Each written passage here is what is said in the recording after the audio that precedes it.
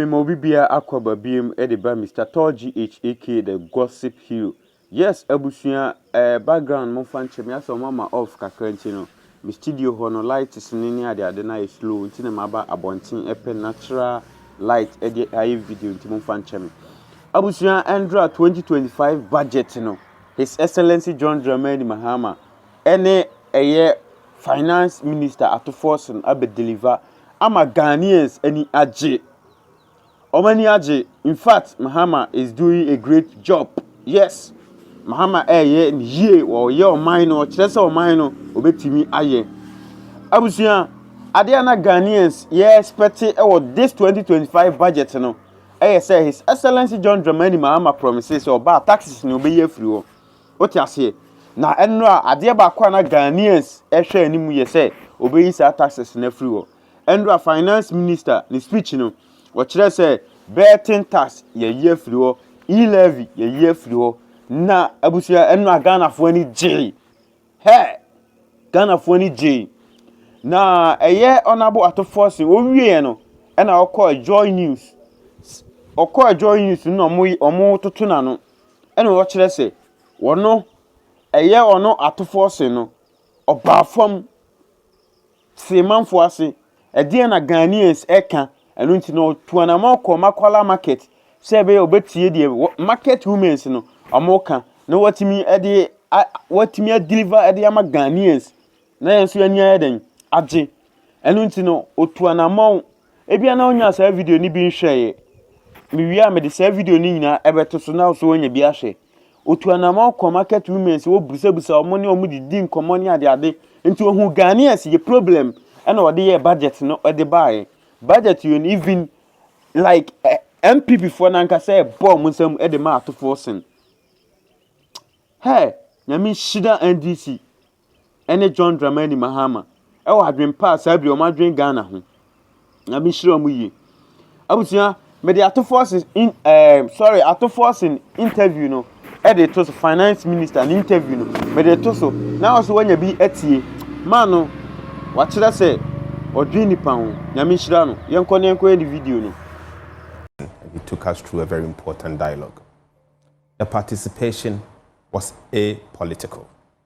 It was very nationalistic in nature, and the outcome was quite encouraging. To my surprise, the very concerns that I had were the very concerns that the vast majority of the breakout sessions came out with. So there was some convergence. Largely it has to do with fiscal discipline, the way and manner we have destroyed ourselves as a country. So I took that into consideration in preparing the budget. Aside that, I engaged traders in major trading centers. And this was unprecedented because I'm yet to see since I became politically aware, a finance minister who then decides to go to the market. He didn't just go to the market. They're very upskill man. Could have gone to Accra Mall, for example. But he went to Mokala of all places. But you know what, Evans? The best economists in this country are largely market women. Okay. They've tested it. They've tried it. They are successful. The best economists that you can ever see. What was the thinking behind it? And so that's what you're watching there. On your screen, that's the finance minister interacting with a market woman in a shop. And this is Mokala, for those of you who haven't seen it. I'm just curious to know what informed the strategy, going to the market and talking to people? Largely, there was a series of conversation around government. And that conversation had to do with, are we addressing the needs of the people? And His Excellency the President said, engage further. So the first thing that came to mind was, if I'm going to engage, I have to engage practitioners. Not for only think tanks and high-level people, but I need to go down. And I decided to visit the Mokala market. To my surprise, something came out very strong.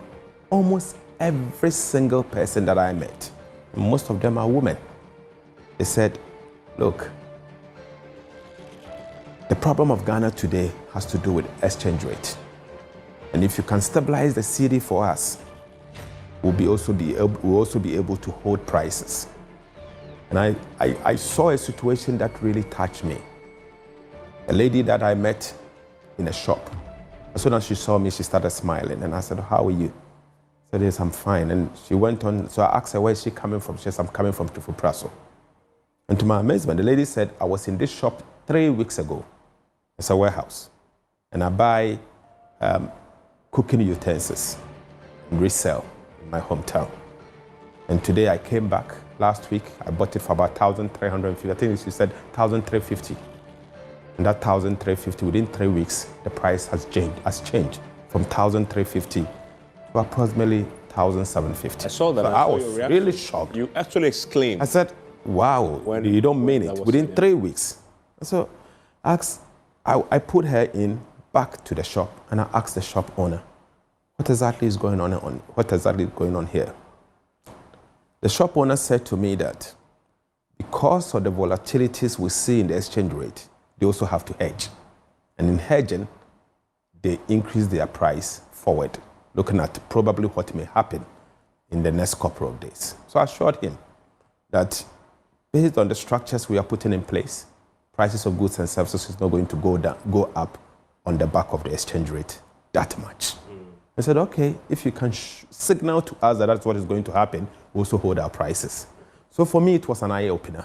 And in fact, if I get opportunity, I'll go back to the market. And the kind of information I had. I've been using AI for trading for a month, and I was shocked by the results. Just download. In the market, it's economics made simple.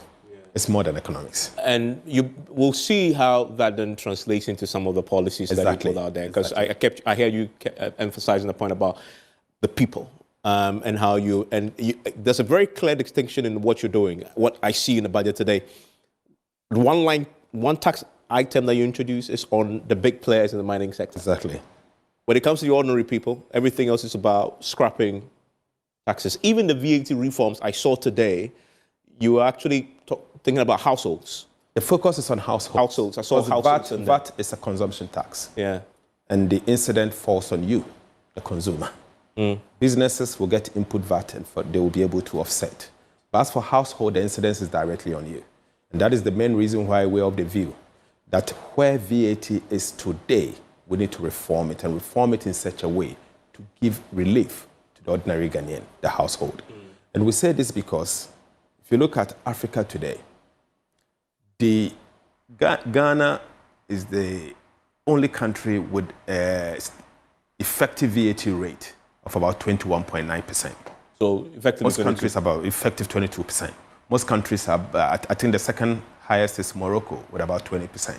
So clearly, there was a problem with the VAT. Not only that, the VAT rate itself has been distorted. You can see some cascading element. You can see the distortion where sales tax has been mixed with value-added tax, where there are some flat rate, there's a standard rate, and many other distortions. So we think this year we should spend some good time to engage properly and review the value-added tax. We'll come interrogate those a bit. And there's another one is to the youth, and we saw that on X, where you engaged the young people. More than 60,000 people at some point watched you, and this was all before the budget, and all that fed into that. I've seen a few initiatives in there trying to address that bracket of people. And the kind of knowledge and the participation that came from the youth was amazing. I heard something to my amazement, that a group of pharmacists, over 300 of them, were employed in June 2023. And from June 2023 to date, they've not been paid. I was surprised. I was very active, in the economy since many years ago.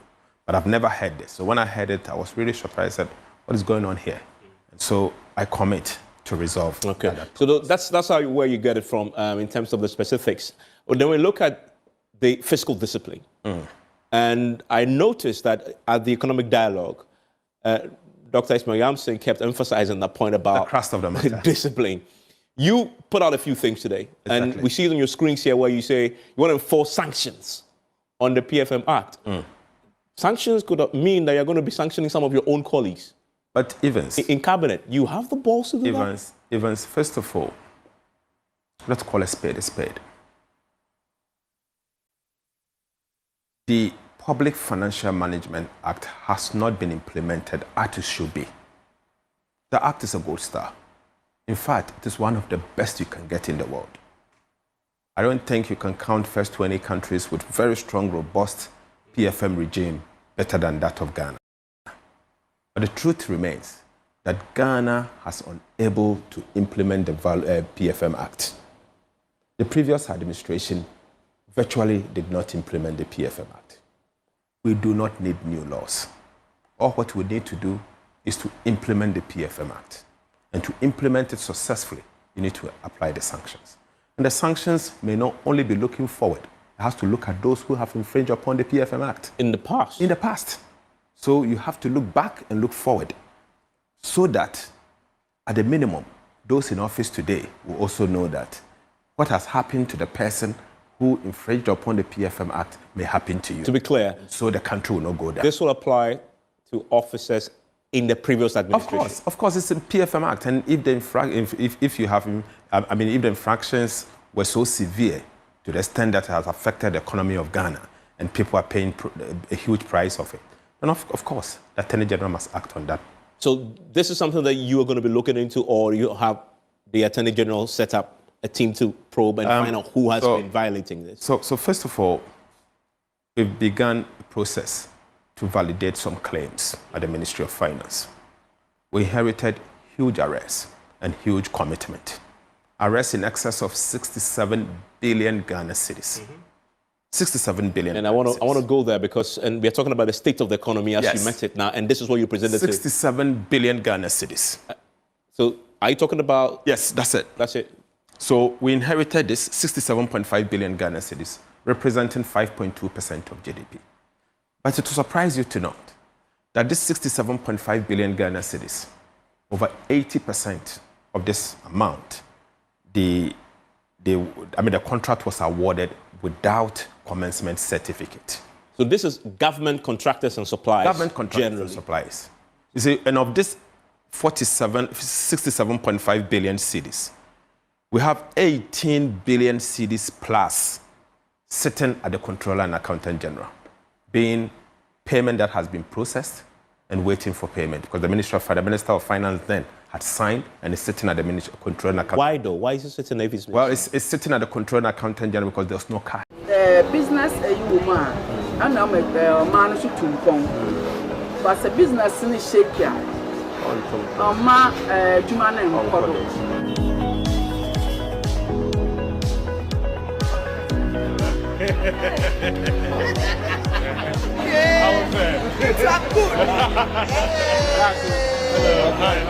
When we stand there, China. Maybe I must say $1 cost. Yes, we are $1 Ghana. I had this city. Missing. Yes, we are $1 Ghana. I had this city. Missing. Mama, me unu. Namu na mukacha say no. Me 30 years ni me to abada. Ono ana wasoma me 7 bra. We pe na me to abama ni me person black. Inti ya pamucho.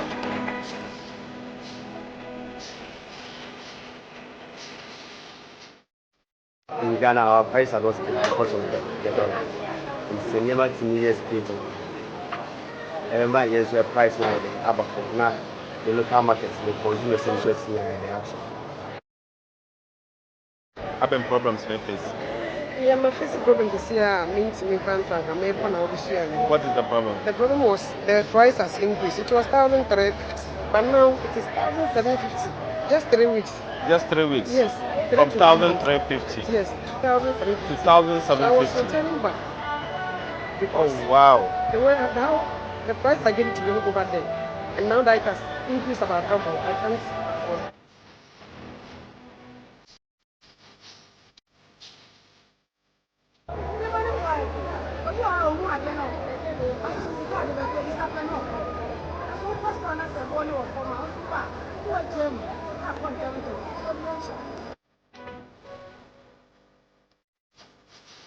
Good. Good to see you. Good afternoon.